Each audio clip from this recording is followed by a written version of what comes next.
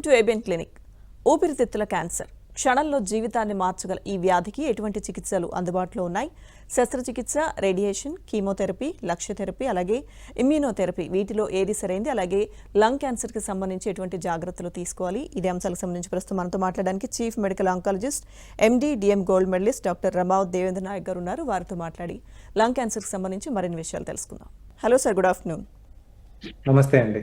Doctor, lung cancer అంటే ఈ lung cancer అనే పేరే చాలా మందికి భయాన్ని కలిగిస్తూ ఉంటుంది. సో అసలు లంగ్ క్యాన్సర్ అంటే ఏంటి డాక్టర్? క్యాన్సర్ అనేది మీరు అన్నట్టు క్యాన్సర్ అనగానే చాలా మంది భయపడుతూ ఉంటారండి. ఈ క్యాన్సర్ వచ్చే ఆర్గాన్ని బట్టి దాన్ని నేమ్ వస్తుంది. ఫర్ ఎగ్జాంపుల్, ఇప్పుడు ఊపిరితిత్తుల్లో మన క్యాన్సర్ వస్తే దాన్ని లంగ్ క్యాన్సర్ అంటాము. అదే మన పొట్టలో క్యాన్సర్ వస్తే దాన్ని స్టమక్ క్యాన్సర్ అంటాం అనమాట. అదే బ్లడ్లో వస్తే బ్లడ్ క్యాన్సర్. సో మన ఊపిరితిత్తులు తీసుకున్నట్టయితే మనకు చాలా ఎపిథీలియల్ లేయర్స్ ఉంటాయి. తర్వాత స్ట్రోమా ఉంటుంది. సో డిఫరెంట్ లేయర్స్ ఉంటాయి. ఏ ఆర్గన్ నుంచి, ఏ పార్ట్ నుంచి వస్తుందో దాన్ని బట్టి మనము ఆ క్యాన్సర్ని కూడా మనం డిఫరెంట్గా లేబుల్ చేయడం జరుగుతుంది. ఇప్పుడు మనం లంగ్ క్యాన్సర్ చూసినట్టయితే 2 కామన్ టైప్స్ ఆఫ్ క్యాన్సర్స్ మనకి కనిపిస్తూ ఉంటుంది. ఒకటి non small cell lung cancer అని. Almost 80% of the lung cancers are non small cell lung cancers. And small cell lung cancer అని. Small cell lung cancers are account for another 20% అనమాట. ఇప్పుడు non small cell లంగ్ క్యాన్సర్లో కూడాను మనకు adeno carcinoma అని, squamous cell carcinoma అని, large neuroendocrine carcinoma అని చాలా రకాలు ఉంటాయండి. కలెక్టివ్గా ఏ క్యాన్సర్ లంగ్లో వచ్చినా వాటిని మనం లంగ్ క్యాన్సర్గా పిలువబడతాం. Okay doctor. సో ఈ లంగ్ క్యాన్సర్ అంటే అటాక్ అయిన తర్వాత పేషెంట్కి ఎలా తెలుస్తుంది? అంటే ఎలాంటి సిమ్టమ్స్ కనిపిస్తాయి లంగ్ క్యాన్సర్లో? సో యూజువల్గా లంగ్ క్యాన్సర్ స్మోకర్స్కి ఎక్కువగా కనిపిస్తూ ఉంటుందండి. స్మోకర్స్లో ఎక్కువగా వస్తూ ఉంటుంది. అండ్ మొట్టమొదట లంగ్ క్యాన్సర్ లక్షణాలు ఏముంటాయంటే దగ్గు, తర్వాత చాలా అడ్వాన్స్ స్టేజ్లో మనకి ఆయాసం రావడం జరుగుతుంది. So usually the most common symptom ఏంటంటే దగ్గు రావడం. ఈవెన్ స్మోకర్స్, క్రోనిక్ స్మోకర్స్ ఎవరున్నా కూడాను వాళ్ళకి దగ్గు రావడం అనేది common. Early morning smokers cough అంటారు. లంగ్ క్యాన్సర్లో కూడాను కఫ్ వస్తుంది.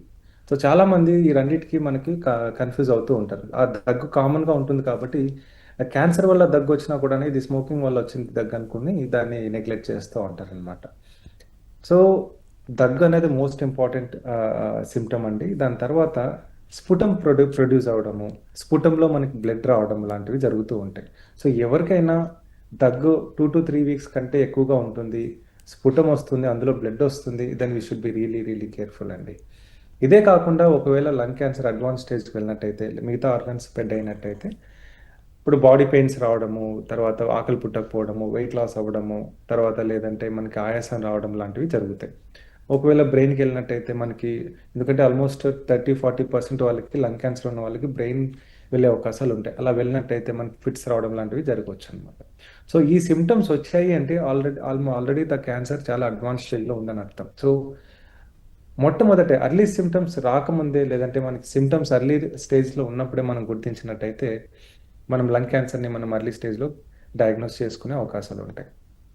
Okay doctor. సో అంటే ఇనిషియల్ స్టేజ్లో లంగ్ క్యాన్సర్ అంటే ఇప్పుడు మీరు చెప్పినట్టుగా దగ్గు, లేదంటే బ్లడ్ పడడం కానీ, ఇవే ఇంకేమైనా సిమ్టమ్స్ ఉంటాయా, లేకపోతే వీటిని బట్టి మనం జాగ్రత్త పడాలంటారా? అవునండి. మోస్ట్లీ ఎవరికైనా దగ్గు is the most important symptom.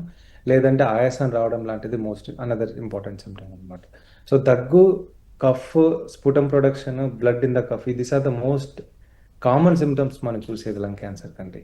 ఎవరికైనా ఇవి ఉన్నాయంటే ఇమీడియట్గా జాగ్రత్త పడాలండి. డాక్టర్ గారు, అయితే ఈ లంగ్ క్యాన్సర్ ఎన్ని స్టేజెస్లో ఉంటుందండి? ఎందుకంటే ఇనీషియల్ స్టేజ్లో కొన్ని డిసీజెస్కి ట్రీట్మెంట్ కూడా చాలా ఈజీ ఉంటుంది. సో పేషెంట్ రికవర్ అవడానికి కూడా ఎక్కువ ఛాన్సెస్ ఉంటాయి. సో లంగ్ క్యాన్సర్కి వచ్చేసరికి ఎన్ని స్టేజెస్ ఉంటాయి దీన్ని? సో మోస్ట్ ఆఫ్ ద క్యాన్సర్స్కి 4 స్టేజ్లు ఉంటాయండి. మొదటి స్టేజ్, 4వ స్టేజ్. సో 4వ స్టేజ్ అంటే మన అందరికీ తెలిసిందే, ఆఖరి స్టేజ్ అంటాము. ఓకే, కామన్ వర్డ్స్లో. అంటే ఆ క్యాన్సర్ ఊపిరితిత్తుల నుంచి మిగతా ఆర్గాన్స్ కూడా స్ప్రెడ్ అయిపోయిందని అర్థం. దాన్నే మనం 4వ స్టేజ్ అంటాం. దాని తర్వాత మనకి 3వ స్టేజ్ ఉంటుంది. అది స్ప్రెడ్ అయింది కానీ మన ఊపిరితిత్తుల్లోనే ఉంది ఇంకా అన్నదాన్ని 3rd స్టేజ్ అంటాం. 2వ స్టేజ్, 1వ స్టేజ్ మన సైజుని బట్టి, లొకేషన్ బట్టి 1వ స్టేజ్, 2వ స్టేజ్ డిటర్మైన్ చేయడం జరుగుతుంది. ఓకేనా? సో ఏ క్యాన్సర్కైనా 4 స్టేజ్లే ఉంటాయి. అది లంగ్ క్యాన్సర్ కూడా మనకు 4 స్టేజెస్ ఉంటాయండి. లంగ్ క్యాన్సర్ ఏ ఏజ్ వాళ్ళకి ఎక్కువ వచ్చే అవకాశాలు ఉంటాయి డాక్టర్? యూజువల్గా లంగ్ క్యాన్సర్ అన్నది కొద్దిగా అరౌండ్ mid-40s నుంచి 60 పైన వస్తూ ఉంటుందండి. Around 50 years is the most median age which we diagnose lung cancer. ఎందుకంటే లంగ్ క్యాన్సర్ డయాగ్నోస్ రావడానికి దానికి రిస్క్ ఫ్యాక్టర్స్ మనం చూసినట్టయితే స్మోకింగ్ అనేది వెరీ ఇంపార్టెంట్. స్మోకింగ్ ఎవరైనా మన 10 ప్యాక్ ఇయర్స్, 15 ప్యాక్ ఇయర్స్ ఎక్కువగా స్మోకింగ్ క్రోనిక్‌గా చేస్తున్నారనుకోండి, లేదంటే ఏదన్నా మన ఫ్యాక్టరీస్‌లో ఎక్కువగా పనిచేస్తున్నారనుకోండి, అంటే మన డస్ట్ ఫ్యాక్టరీస్‌లో కానివ్వండి, యాస్బెస్టాస్ ఫ్యాక్టరీలో కానివ్వండి, హెవీ మెషినరీ ఫ్యాక్టరీస్‌లో కానివ్వండి, లేదంటే మనం పొల్యూషన్ ఎక్కువగా ఎక్స్‌పోజ్ అవుతున్నాం అనుకోండి. ఇవాళ ఎక్స్‌పోజ్ అవుతే రేపు రాదండి లంగ్ క్యాన్సర్. అట్‌లీస్ట్ మనకు ఒక 5-10 ఇయర్స్ ఎక్స్‌పోజర్ ఉంటే దాని తర్వాత లంగ్ క్యాన్సర్స్ వస్తది. మనకి స్మోకింగ్ కానివ్వండి, ఇవన్నీ మనకు అలవాట్లు అరౌండ్ 20స్, 30స్‌లో స్టార్ట్ అవుతది. సో ఇంకొక 10 ఇయర్స్ పెట్టుకున్న 40స్ నుంచి మొదలవుతాయండి ఈ క్యాన్సర్స్ రావడం. So anybody more than 40 years of age should be careful. Okay. Doctor అయితే ఈ ఊపిరితిత్తుల క్యాన్సర్‌కి సంబంధించి అంటే వన్స్ క్యాన్సర్ వచ్చిన తర్వాత దీనికి సర్జరీ ఒకటే పరిష్కారమా? లేదండి. యాక్చువల్లీ ఒకప్పుడు మనకి సర్జరీ, కీమోథెరపీ, రేడియేషన్ మాత్రమే ఉండేది. ఇప్పుడు అలా కాదండి. మనకి సర్జరీకి వీటితో పాటు మనకి టార్గెటెడ్ థెరపీ, ఇమ్యునోథెరపీ లాంటివి లేటెస్ట్ ఆధునిక ట్రీట్మెంట్ ఆప్షన్స్ కూడా ఉన్నాయి. సో ఎనీ క్యాన్సర్ మొట్టమొదట ఏంటంటే 2 థింగ్స్ మీద డిపెండ్ అవుతాయి ట్రీట్మెంట్. ఒకటి ఏ స్టేజ్‌లో ఉందన్నది. సెకండ్ దాంట్లో మనకి molecular profile of the tumour అంటామనమాట. అంటే ఇప్పుడు మనకి మీ అడ్రెస్ ఏంటి అంటే పలానా, పలానా అడ్రెస్ అని ఒక లిస్ట్ ఇస్తాం కదా! అదే విధంగా ఒక క్యాన్సర్, లంగ్ క్యాన్సర్‌ని మనం అడిగినట్టయితే దాంట్లో ఈజీఎఫ్ఆర్ మ్యుటేషన్ ఉందా? ఆల్క్ మ్యుటేషన్ ఉందా? దాని జెనెటిక్ మేకప్ ఏంటి? ఇలాంటిది కూడా ఈ మధ్య మేము చదవడం మొదలెట్టాం. సో దాంట్లో మనకి ఆ మ్యుటేషన్స్ ఏమున్నాయి? పీడీఎల్1 ఎంతుంది? ఇవన్నీ చూసుకొని మనకి ట్రీట్మెంట్ చేయడం జరుగుతుందనమాట. ఇప్పుడు సపోజ్ ఎర్లీ క్యాన్సర్ స్టేజ్ 1 కానివ్వండి, స్టేజ్ 2 కానివ్వండి. యూజువల్లీ స్టేజ్ 1 ఉన్న వాళ్ళకి సర్జరీ ఒకటే చేస్తాము. దాని తర్వాత కీమో ఇవ్వాలా లేదా? టార్గెటెడ్ ఇవ్వాలా లేదా? అన్నది ఆ రిపోర్ట్‌ని బట్టి డిసైడ్ చేస్తాం.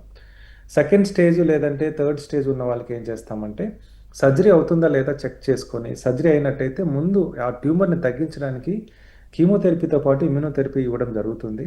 దాని తర్వాత సర్జరీ చేయడం జరుగుతుంది. దాని తర్వాత వచ్చే రిపోర్ట్‌ని బట్టి ఫర్దర్‌గా కీమోస్ ఇవ్వాలా? లేదంటే టార్గెటెడ్ ఇవ్వాలా? లేదంటే రేడియేషన్ ఇవ్వాలా? అన్నది చేయడం జరుగుతుందండి. సో, ఇంతకుముందులాగా అందరికీ సర్జరీ మాత్రమే కాదు. ఇప్పుడు సర్జరీతో పాటు surgery only for early stages. దాంతో పాటు టార్గెటెడ్ థెరపీ, ఇమ్యునోథెరపీ, కీమోథెరపీ అందరికీ ఒకే ట్రీట్మెంట్ ఉండదండి. ఇప్పుడు 10 మందికి లంగ్ క్యాన్సర్ వచ్చిందనుకోండి, ఒకే ట్రీట్మెంట్ చేయం. ప్రతి 10 మందికి డిఫరెంట్ డిఫరెంట్ ట్రీట్మెంట్స్ ఉంటుంది. డిపెండింగ్ అపాన్ దేర్ స్టేజ్‌ని బట్టి, తర్వాత వాళ్ళ మాలిక్యులర్ ప్రొఫైల్‌ని బట్టి ట్రీట్మెంట్ చేయడం, డిసైడ్ చేయడం జరుగుతుంది. దీన్నే మేము పర్సనలైజ్డ్ ట్రీట్మెంట్ అని కూడా అంటాం. ఎందుకంటే సేమ్ లంగ్ క్యాన్సర్ ప్రతి పేషెంట్‌లోనూ డిఫరెంట్‌గా ట్రీట్ చేయడం జరుగుతుంది కాబట్టి. ఓకే. సో అయితే ఈ కీమోథెరపీ కానీ మీరు ఇప్పుడు చెప్పిన కొన్ని మెథడ్స్ వీటికి సంబంధించి అంటే క్యాన్సర్ తీవ్రతను బట్టి థెరపీ సజెస్ట్ చేస్తారా డాక్టర్? లేకపోతే పేషెంట్ కండిషన్ ఆ టైంలో ఎలా ఉండాలి? అది కూడా ఇంపార్టెంట్ అండి. ఇప్పుడు క్యాన్సర్ తీవ్రతను బట్టి మనం ట్రీట్మెంట్ డిసైడ్ చేయడం జరుగుతుంది. అంటే స్టేజ్‌ని బట్టి, తర్వాత మన మాలిక్యులర్ ప్రొఫైల్ అన్నాం కదా! దాన్ని బట్టి. అదే విధంగా patient fitness is also very important అండి. ఇప్పుడు నేను సర్జరీ చేయాలనుకునే పేషెంట్ ఫిట్ లేకపోతే సర్జరీ చేయలేం కదా! So, patient fitness is also important. దాంతో పాటు మిగతా ఈ ఫ్యాక్టర్స్ కూడా ఇంపార్టెంట్ అండి. ఓకే. ఇమ్యునోథెరపీ కానీ లేకపోతే టార్గెటెడ్ థెరపీ వీటి విషయానికొచ్చేసరికి రికవరీ ఎలా ఉంటుంది డాక్టర్ ఈ మెథడ్స్‌లో? సో, ఇప్పుడు మొట్టమొదట మనం అర్థం చేసుకోవాల్సింది ఏంటంటే అసలు ఈ ట్రీట్మెంట్ అంటే ఏంటి? ఇప్పుడు టార్గెటెడ్ థెరపీ అంటే ఏంటి? ఇప్పుడు టార్గెటెడ్ థెరపీ అంటే ఏం లేదమ్మా. సో, దాంట్లో మనం ఒక బయాప్సీ చేస్తాం కదా! బయాప్సీలో మనకి కొన్ని మ్యుటేషన్స్ ఉంటాయి. Targetable genes mutations, targetable actionable mutations or not అని. ఇప్పుడు ఈజీఎఫ్ఆర్, ఆల్క్, రాస్ అని కొన్ని జీన్స్ ఉంటాయి. జెనెటిక్ అబ్నార్మాలిటీస్ ఉంటాయి. ఈ జెనెటిక్ అబ్నార్మాలిటీస్ ఉన్న వాళ్ళకి ఈ ట్రీట్మెంట్, ఈ టాబ్లెట్ ఇచ్చినట్టయితే బాగా రెస్పాండ్ అవుతారని అర్థం. ఓకేనా? సో, సపోజ్ ఒక లంగ్ క్యాన్సర్ పేషెంట్ ఉన్నారు. వాళ్ళకి ఈజీఎఫ్ఆర్ పాజిటివ్ వచ్చిందనుకోండి. మనం కీమోలు ఇవ్వాల్సిన అవసరం లేదు. మనం ఓన్లీ ఆ టార్గెటెడ్ థెరపీ, ఒసిమటినిబ్ అనే ఒక టాబ్లెట్ డైలీ ఇచ్చినట్టయితే మన క్యాన్సర్ అందులోనే కంట్రోల్ వచ్చే అవకాశాలుంటాయి. సో, ఆ ఈజీఎఫ్ఆర్ ఉందా లేదా అని కనుక్కోవడం వెరీ వెరీ ఇంపార్టెంట్. అదేవిధంగా ఆ రాస్ అనేది, ఆల్క్ అని, తర్వాత మనకు ఒక దగ్గర దగ్గర 10-12 మ్యుటేషన్స్ ఉన్నాయమ్మా. సో, ఈ మ్యుటేషన్స్‌లో ఏది పాజిటివ్ వచ్చినా మనకి దానికి తగ్గట్టు టార్గెటెడ్ థెరపీ ఉంది. అవైలబుల్ ఉన్నాయి. సో, ఫస్ట్ ఈ మ్యుటేషన్స్ ఉన్నాయా లేదా తెలుసుకుంటాం. ఉంటే దానికి సరిపడు మన తగ్గట్టు మనకు ఆ టార్గెటెడ్ థెరపీ ఇవ్వడం జరుగుతుంది. లేదు అనుకుంటే then we go for other options. Other options ఏమున్నాయి? కీమోథెరపీ కానివ్వండి, లేదంటే ఇమ్యునోథెరపీ. సో, ఇమ్యునోథెరపీ అంటే ఏంటి? మన బాడీలో ఇమ్యూన్ సిస్టమ్ ఉంటుంది కదా! సో, మన బాడీలో ఏదొచ్చినా కూడా మన ఇమ్యూన్ సిస్టమ్ యాక్టివేట్ అయిపోయి దాన్ని చంపేయడం జరుగుతుంది. ఇప్పుడు మన క్యాన్సర్ సెల్స్ మన బాడీలో ప్రవేశం అవుతాయి, అంటే డెవలప్ అవుతాయి. మన ఇమ్యూన్ సిస్టమ్ కూడా యాక్టివేట్ అయిపోయి దాన్ని చంపడం మొదలవుతాయి. కానీ క్యాన్సర్ కణాలు ఏం చేస్తాయంటే ఇది ఇమ్యూన్ సిస్టమ్‌ని సప్రెస్ చేస్తుందనమాట. అందువల్ల క్యాన్సర్ కణాలు పెరగడం మొదలవుతాయి. సో మనము మళ్ళీ ఇప్పుడు ఇమ్యూనోథెరపీ ఇవ్వడం వల్ల ఏం జరుగుతుంది, మన ఇమ్యూన్ సిస్టమ్ ఏదైతే సప్రెస్డ్ ఉందో దాన్ని రీయాక్టివేట్ చేస్తున్నాం. రీయాక్టివేట్ చేయడం వల్ల యాక్టివేట్ అయిన ఇమ్యూన్ సిస్టమ్ వెళ్ళి మళ్ళీ ఆ క్యాన్సర్ కణాలని కంట్రోల్లోకి తెచ్చుకుంటుంది అన్నమాట. సో దీన్నే ఇమ్యూనోథెరపీ అంటారు. ఇది ఇంజెక్షన్ రూపంలో ఉంటుంది. 3 వారాలు కానీ 2 వారాలు కానీ డిపెండింగ్ అపాన్ ద థెరపీ మనం ఇవ్వడం జరుగుతుంది. సో ఇమ్యూనోథెరపీ, టార్గెటెడ్ థెరపీ అన్నది అందరికీ ఇవ్వం. దాంట్లో కొన్ని సిచ్యువేషన్స్, కొన్ని కండిషన్స్ ఉంటాయి. వాటిని బట్టి మనము ఏది బాగా పనిచేస్తుందో తెలుసుకొని వాటిని బట్టి ఇవ్వడం జరుగుతుంది. డాక్టర్, అయితే సర్జరీ తర్వాత ఇమ్యూనోథెరపీ ఇచ్చే అవకాశాలు ఉంటాయా, లేకపోతే సర్జరీ అవసరం పడని పేషెంట్స్కి ఇమ్యూనోథెరపీ చేస్తారా? సో ఇప్పుడు ఇమ్యూనోథెరపీ ఒకప్పుడు ఏంటంటే ఓన్లీ సర్జరీ అవ్వని పేషెంట్స్కి మాత్రమే ఇచ్చే అవకాశం ఉండేది. కానీ ఈ మధ్య కాలంలో ఏంటంటే సర్జరీ అయిన పేషెంట్స్ కూడాను మనం ఇమ్యూనోథెరపీ ఇవ్వడం జరుగుతుంది. మనం అదే పెరి ఆపరేటివ్ ఇమ్యూనోథెరపీ అంటున్నాం. అంటే సర్జరీకి ముందు ఇమ్యూనోథెరపీ ఇస్తాము, సర్జరీ చేస్తాము, సర్జరీ తర్వాత కూడా ఇమ్యూనోథెరపీ ఇవ్వడం జరుగుతుంది అనమాట. Okay doctor. సో అయితే ఈ రేడియేషన్ థెరపీ అనేది ప్రతి స్టేజ్లో అవసరం పడుతుందా, లేకపోతే పర్టికులర్గా ఏ స్టేజ్లో వాళ్ళకి ఇవ్వాల్సి వస్తుంది radiation therapy? So usually radiation therapy అన్నది మనకి స్టేజ్ 3లో అవకాశం అవుతుందాం. స్టేజ్ 2లో ఎవరికైనా మార్జిన్ పాజిటివ్ ఉంటే అవకాశం ఉంటుంది. కానీ యూజువల్గా స్టేజ్ 3 ఉన్న వాళ్ళకి కీమోథెరపీతో పాటు రేడియేషన్ ఇవ్వడం జరుగుతుంది. అదే స్టేజ్ 4లో మనకి పాలియేటివ్ రేడియోథెరపీ అంటారు. అది మనం క్యూర్ చేయడానికి ఇవ్వట్లేదు. కానీ ఎవరికైనా నొప్పి ఎక్కువ ఉంది అనుకోండి, సపోజ్ క్యాన్సర్ బోన్ స్ప్రెడ్ అయిపోయింది, అక్కడ బాగా నొప్పి వచ్చేస్తుంది, అలాంటి వాళ్ళకి మనం రేడియేషన్ ఇచ్చి అక్కడ నొప్పి తగ్గేలా చూస్తాం అనమాట. కానీ స్టేజ్ 3లో మనం క్యూర్ చేయడానికి క్యాన్సర్ని క్యూర్ చేయడం. డాక్టర్, అయితే ఇప్పుడు మీరు చెప్పిన ఈ థెరపీస్కి సంబంధించి వన్స్ ట్రీట్మెంట్ తర్వాత మళ్ళీ ఈ థెరపీస్ అవసరం అవుతాయంటారా ఎవరికైనా పేషెంట్స్కి? అంటే ఇప్పుడు మనకు ప్రతిదానికి ఒక కోర్స్ ఉంటుందమ్మా. So visit like stage 1 or 2 or 3 తెలుసుకొని ప్రతి స్టేజ్కిను ఒక పర్టికులర్ ప్రోటోకాల్ ఉంటుంది. ఒకవేళ ఆ ప్రోటోకాల్ అయిపోయినట్టయితే, కంప్లీట్ చేసినట్టయితే దాన్ని మళ్ళీ అవసరం ఉండే అవకాశాలు ఉండదు. మళ్ళీ తిరిగి వస్తే తప్ప మళ్ళీ యూజువల్గా స్టార్ట్ చేయాలి. ఓకే. ఇమ్యూనోథెరపీ కానీ, కీమోథెరపీ కానీ, లేకపోతే టార్గెటెడ్ థెరపీ ఇవి చెప్పారు కదా మీరు. సో వీటికి సంబంధించి ఈ ట్రీట్మెంట్స్లో ఏదైనా సైడ్ ఎఫెక్ట్స్ ఉంటాయా పేషెంట్కి? కీమోథెరపీ గురించి, దాని తాలూకా సైడ్ ఎఫెక్ట్స్ గురించి కొత్తగా చెప్పాల్సిన అవసరం లేదు. అందరూ ఈ పాటికి అందరికీ తెలిసిందే. అది జుట్టు ఊడడం కానివ్వండి, నోటిపూత రావడం కానివ్వండి, వీక్ అయిపోవడం కానివ్వండి, తినకపోవడం కానివ్వండి, ఇలాంటివి సైడ్ ఎఫెక్ట్స్ ఉంటాయి.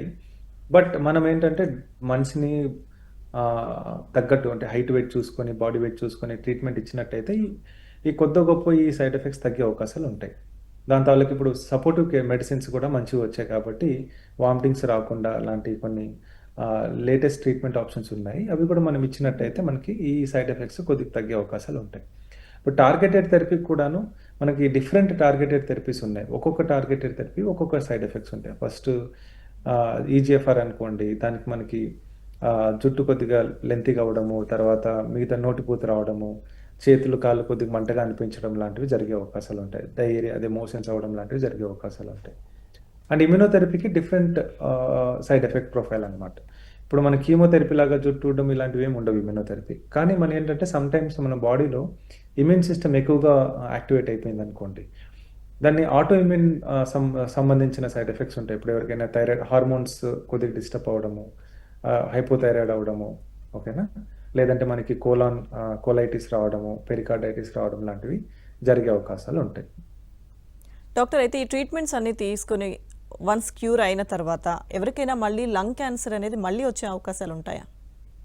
డెఫినెట్గా అండి. అంటే ఇప్పుడు మన క్యూర్ అయ్యే ఇన్సిడెన్సెస్ ఇంతకుముందు మాట్లాడుకున్నట్టు స్టేజ్ని బట్టి మనకి ఎంత క్యూర్ అయ్యే అవకాశాలు ఉన్నాయన్నది మనం చెప్పుకున్నాం. ఇప్పుడు ఎర్లీ స్టేజెస్లో మళ్ళీ వచ్చే అవకాశాలు తక్కువగానే ఉంటాయి. ఈవెన్ స్టేజ్ 1లో కూడాను ఒక 10 to 15% తిరిగి వచ్చే అవకాశాలు ఉంటాయి. అదే స్టేజ్ పెరిగే కొద్దీ తిరిగి వచ్చే అవకాశాలు కూడా పెరుగుతాయి. ఫర్ ఎగ్జాంపుల్ స్టేజ్ 3లో దగ్గరగా 70-80% తిరిగి వచ్చే అవకాశాలు ఉంటాయి. అదే స్టేజ్ 4లో మనకు ఆల్రెడీ క్యూర్ అవ్వదని మనకు తెలిసిందే. స్టేజ్ 2లో కూడా దగ్గర 50 to 60% తిరిగి వచ్చే అవకాశాలు ఉంటాయి. సో అందుకనే మేము ఎందుకు స్ట్రెస్ చేస్తామంటే ఎంత ఎర్లీగా వస్తే, ఎంత ఎర్లీగా డయాగ్నోజ్ అవుతే అంత క్యూర్ అయ్యే అవకాశాలు ఉంటాయి. మళ్ళీ తిరిగి వచ్చే అవకాశాలు కూడా చాలా తక్కువగా ఉంటాయి. అందుకని we stress upon the fact that early diagnosis is the best way for curing a patient. Doctor, అయితే లంగ్ క్యాన్సర్కి సంబంధించి స్టేజ్ వైజ్ ఎలా డయాగ్నోస్ చేస్తారో చెప్తారా? సో మనకి ప్రతి స్టేజ్కి ఒకటే మా డయాగ్నోసిస్. సబ్బడి ఎవరికైనా మనకు అనిపించింది, సిమ్టమ్స్తో మన దగ్గరికి వచ్చారనుకోండి, సో మొట్టమొదట బేసిక్ అనాలిసిస్, ఇప్పుడు ఎక్స్రే కానివ్వండి, లేదంటే ఇంకేదైనా కానివ్వండి, చూస్తాం, అనలైజ్ చేస్తాం.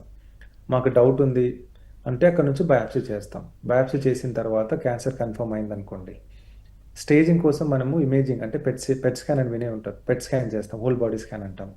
హోల్ బాడీ స్కాన్ చేస్తాం. సో హోల్ బాడీ స్కాన్ చేసిన తర్వాత క్యాన్సర్ కణాలు ఎక్కడెక్కడ ఉన్నాయో మనకు తెలుస్తుంది. దాన్ని బట్టి మనం స్టేజ్ చేయడం జరుగుతుంది. ఇప్పుడు 1వ స్టేజ్లో ఉందా, 2వ స్టేజ్లో ఉందా, 3వ స్టేజ్లో ఉందా అన్నది డయాగ్నోస్ చేయడం జరుగుతుంది. డాక్టర్, ఈ లంగ్ క్యాన్సర్కి సంబంధించి ఒకవేళ ఆ మహిళల్లో కనుక లంగ్ క్యాన్సర్ అనేది వస్తే ట్రీట్మెంట్ అంటే ఇద్దరికీ ఒకే రకంగా ఉంటుందా? ఎందుకంటే స్మోకింగ్ సంబంధించి కొన్ని స్టేజెస్ కానీ కొన్ని రకాల లక్షణాలు ఉంటాయని చెప్పారు.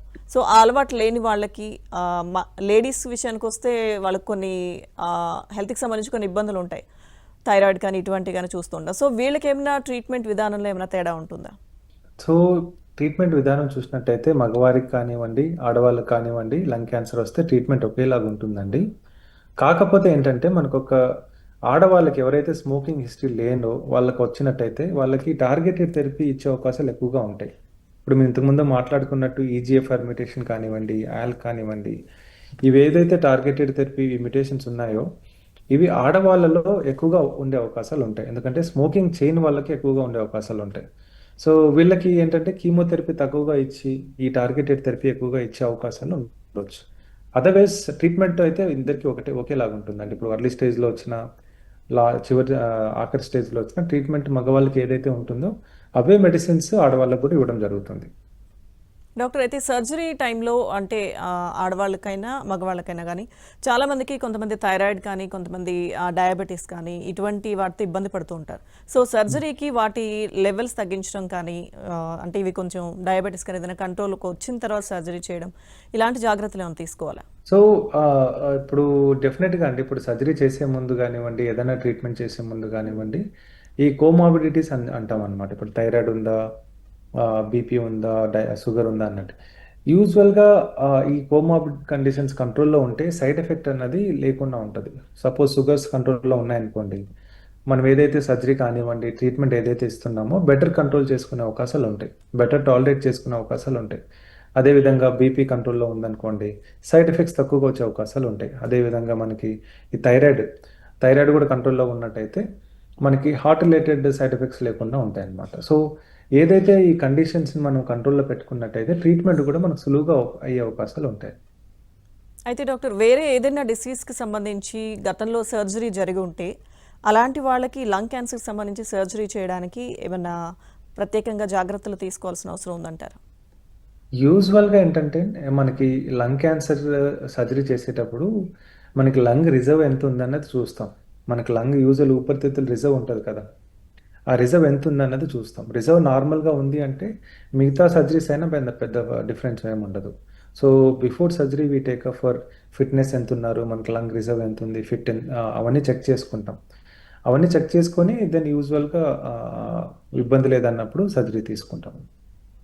ఓకే డాక్టర్, లంగ్ క్యాన్సర్కి సంబంధించి గతంలో ఉన్న ట్రీట్మెంట్ మెథడ్స్ ఏ విధంగా ఉన్నాయి, ఇప్పుడు వచ్చిన అడ్వాన్స్ ట్రీట్మెంట్ మెథడ్స్ చెప్పండి. సో ఇంతకుముందు మాట్లాడుకున్నట్టు గతంలో మనకి యూనో సర్జరీ కానివ్వండి ఎర్లీ స్టేజెస్లో, తర్వాత రేడియేషన్ కానివ్వండి, తర్వాత కీమోథెరపీ, 3 ఆప్షన్సే ఉండేవి. బట్ ఈ మధ్య కాలంలో ఇప్పుడు మనం అనుకున్నట్టు వీటితో పాటు మనకి latest treatments like targeted therapy కానివ్వండి, ఇమ్యూనోథెరపీ కానివ్వండి, ఇవి తర్వాత ఇంకా బోల్డ్ ట్రీట్మెంట్ ఆప్షన్స్ అన్నది రావడం జరిగింది.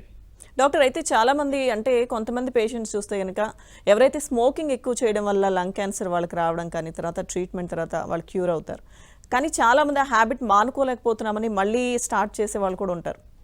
సో వాళ్ళకి ఏం చెప్తారు? సో మీరు actually smoking is the most important cause అండి. ఆల్మోస్ట్ 80% ఆఫ్ లంగ్ క్యాన్సర్స్ అన్నీ స్మోకింగ్ వల్లే రావడం జరుగుతుంది. ఓకేనా, చాలామంది ట్రై చేస్తారు, స్మోకింగ్ ఒకేసారి అడిక్ట్ అయిపోతే, tobacco addiction is a very dangerous addiction. ఒకసారి అడిక్ట్ అయిపోతే దాన్ని మానడం చాలా ఇబ్బందిగా ఉంటుంది. సో ఫస్ట్ నేను చెప్పేది ఏంటంటే don't get addicted to any of these tobacco products. ఒకటి, సపోజ్ బై ఎనీ అన్ఫార్చునేట్లీ ఎవరైనా దీనికి స్మోకింగ్ కానివ్వండి టొబాకోకి అడిక్ట్ అయిపోయారు అనుకోండి, ఇప్పుడు చాలా మంచి సెంటర్స్ వచ్చాయండి, డీ అడిక్షన్ సెంటర్స్ వచ్చాయి, మంచి మంచి మెడిసిన్స్ ఉన్నాయి, వేర్ అడిక్షన్స్ తగ్గించడానికి కోసం అని చెప్పేసి డాక్టర్స్ ఉన్నారు, స్పెషలైజ్డ్ డాక్టర్స్ ఉన్నారు. సో వీళ్ళ దగ్గరికి వెళ్ళి ట్రీట్మెంట్ తీసుకొని ఎంత అర్లీగా మనం దాన్ని స్టాప్ చేయగలిగితే ఎంత మంచిది. ఇప్పుడు స్టడీస్ ఏం చెప్తున్నాయంటే మనం స్మోకింగ్ అలవాటు ఉన్నా కూడాను ఒకవేళ ఇమీడియట్గా ఆపినట్టయితే వితిన్ 6 months to 1 year ఆ క్యాన్సర్ వచ్చే రిస్క్ అనేది సిగ్నిఫికెంట్గా పడిపోతుందండి. సో అందుకని నెవర్ ఇట్స్ టూ లేట్. ఇప్పుడు ఎవరైనా 10 years స్మోక్ చేసినా 15 years స్మోక్ చేసినా డిఅడిక్షన్ సెంటర్కి వెళ్ళండి, సైకాట్రిస్ట్ హెల్ప్ తీసుకోండి. మెడిసిన్స్ మంచిగా వచ్చాయి, వాటి వల్ల మనకి డిఅడిక్షన్ సెంటర్లో పార్టిసిపేట్ చేసి ఈ నికోటిన్ ఏదైతే అడిక్షన్ ఉందో దాన్ని మనము డెఫినెట్గా తగ్గించుకోవచ్చండి. డాక్టర్ అయితే ట్రీట్మెంట్ తర్వాత మెడికేషన్ ఎన్నాళ్ళు కంటిన్యూ చేయాల్సి వస్తుంది? ఎందుకంటే డాక్టర్ విజిట్ అనేది రెగ్యులర్గా చేస్తూ ఉండాలి, చెకప్లు చేయించుకుంటూ ఉండాలని చెప్పారు కదా. సో మెడికేషన్కి సంబంధించి వన్స్ ట్రీట్మెంట్ కంప్లీట్ అయిన తర్వాత ఎన్ని రోజులు వాళ్ళు కంటిన్యూ చేయాల్సి ఉంటుంది? యూజువల్గా ట్రీట్మెంట్ కంప్లీట్ అయిపోయింది అనుకోండి, దాని తర్వాత ఎటువంటి మెడిసిన్స్ ఉండవండి. నార్మల్గా ఏదైతే మన బీపీ షుగర్ మెడిసిన్స్ ఏదైతే మన ఇవి తప్ప cancer related medications most of the time ఏది పెట్టాం మేము. ఓకేనా, జస్ట్ వచ్చి ఎందుకు 2 to 3 months ఒకసారి వస్తారు, కలుస్తారు, మేము చెక్ చేస్తాము, పంపించేస్తాము, అంతేగాని వాటికి మెడిసిన్స్ స్పెసిఫిక్గా క్యాన్సర్ రాకుండా ఉండే మెడిసిన్స్ ఎటువంటివి ఏమీ లేవు, అవి తీసుకోవాల్సిన అవసరం కూడా లేదు. ఓకే డాక్టర్, అయితే అసలు లంగ్ క్యాన్సర్ అనేది రాకుండా ఉండాలి అంటే లైఫ్ స్టైల్ ఎలాంటి మోడిఫికేషన్స్ చేసుకోవాలి, ఫుడ్కి సంబంధించి ఎలాంటి కేర్ తీసుకుంటే ఇటువంటి సమస్య రాకుండా ఉంటుందంటారు? సో లంగ్ క్యాన్సర్ రాకుండా ఉండాలి అంటే ద మోస్ట్ ఇంపార్టెంట్ ఏంటంటే మన అలవాట్లు మార్చుకుంటే సరిపోద్ది. చెడు అలవాట్లు ఏదైతే ఉన్నాయో మన స్మోకింగ్ కానివ్వండి, ఆల్కహాల్ కానివ్వండి, లేదంటే ఈ టొబాకో కన్సప్షన్. ఇప్పుడు చాలామంది ఏంటంటే నేను స్మోకింగ్ చేయట్లేదు, గుట్కా ఇక్కడ పెట్టుకుంటున్నాను, నాలుగు కింద పెట్టుకుంటున్నాను, లిప్స్ కింద పెట్టుకుంటున్నాను, నాకు ఎందుకు వచ్చింది అంటారు. Any form of tobacco is dangerous. Be it gutka కానివ్వండి, తమాకు కానివ్వండి, ఏదైనా కూడాను డేంజరస్. వాటి వల్ల మనకి లంగ్ క్యాన్సర్ వచ్చే అవకాశాలు ఉంటాయి. So tobacco and tobacco related ప్రోడక్ట్స్ని దూరంగా ఉండండి. సెకండ్, ఆల్కహాల్ నుంచి దూరంగా ఉండండి. థర్డ్, మనకి పొల్యూషన్ వల్ల కూడా క్యాన్సర్ వచ్చే అవకాశాలు ఉంటాయి. So be careful, protect your cells. ఓకేనా. So these are the most important preventable causes అండి. ఒకవేళ ఈ మూడు మనం ప్రివెంట్ చేసినట్టయితే దగ్గరగా 80% ఆఫ్ ద టైం మనము లంగ్ క్యాన్సర్ రాకుండా బయటపడవచ్చు. ఇప్పుడు ఫుడ్ విషయానికి వచ్చినట్టయితే ఫుడ్ అండ్ లంగ్ క్యాన్సర్కి ఎటువంటి సంబంధం లేదండి. ఈ ఫుడ్ తింటే లంగ్ క్యాన్సర్ వస్తుంది, ఆ ఫుడ్ తింటే లంగ్ క్యాన్సర్ వచ్చింది, అలాంటిది ఏం లేదు. There is no relation that has been established between food and lung cancer. Okay doctor, so అయితే ఈ లంగ్ క్యాన్సర్కి సంబంధించి ఇప్పుడైతే చాలా విషయాలు చెప్పారు, ఎలాంటి జాగ్రత్తలు తీసుకోవాలి, ట్రీట్మెంట్ మెథడ్స్ కూడా అని. సో ఆల్రెడీ ఒకసారి ట్రీట్మెంట్ తీసుకున్న వాళ్ళకి ఇప్పుడు ఈ షో ద్వారా మీరు ఏం చెప్పాలనుకుంటున్నారు? అంటే ముందు ఇంకా ఎలాంటి జాగ్రత్తలు తీసుకోవాలి, క్యాన్సర్ అనేది, లంగ్ క్యాన్సర్ అనేది మళ్ళీ తిరిగి రాకుండా ఎలాంటి కేర్ తీసుకోవాలంటే ఏం చెప్తారు? సో ఈ షో చూస్తున్న వాళ్ళకి నేను చెప్పబోయేది ఏంటంటే లంగ్ క్యాన్సర్ రాకుండా మనం ప్రివెంట్ చేసుకోవచ్చు అండి. It's one of the preventable causes. మన అలవాట్లు మంచివైతే, మన చెడు అలవాట్ల నుంచి దూరంగా ఉన్నట్టయితే డెఫినెట్గా మన లంగ్ క్యాన్సర్ నుంచి బయటపడవచ్చు. అన్ఫార్చునేట్లీ ఎవరికైనా లంగ్ క్యాన్సర్ వచ్చినట్టుంది అనుకోండి, వాళ్ళు కూడా భయపడాల్సిన అవసరం లేదు. ఒకప్పుడు లాగా ట్రీట్మెంట్ కాదండి. Even now there are many treatment options. Immunotherapy, targeted therapy లాంటి లేటెస్ట్ ఆప్షన్స్ ఉన్నాయి. వీటి వల్ల మనకి క్యూర్ అయ్యే అవకాశాలు ఎక్కువగా ఉంటున్నాయి. ఓకేనా. ఈవెన్ స్టేజ్ 4 లంగ్ క్యాన్సర్స్ కూడా మన దగ్గర 5 years వరకు మనం లైఫ్ ఎక్స్పెక్టెన్సీ ఇస్తున్నాం, good quality life care. So there is nothing to panic అండి.